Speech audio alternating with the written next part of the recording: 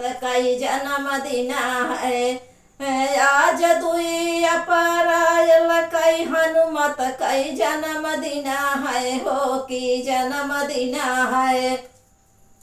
अरे बाजना लागी बाधैया हनुमान गढ़ी में, अरे बाजना लागी बाधैया हनुमान गढ़ी में।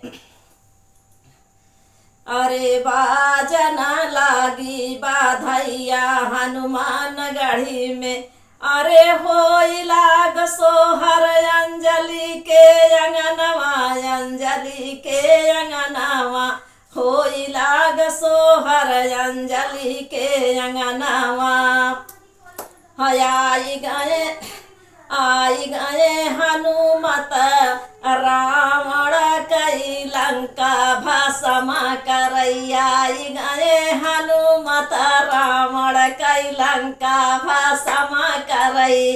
अरे अब ताऊ खोज ले हैं सीता कई खबरिया की जन्मदिन है हो की जन्मदिन है। अरे अब ताऊ खोज ले हैं सीता कई खबरिया, यार सीता कई खबरिया। आज दुई अप्रैल कई हनुमत कई जन्मदिन है हो की जन्मदिन है।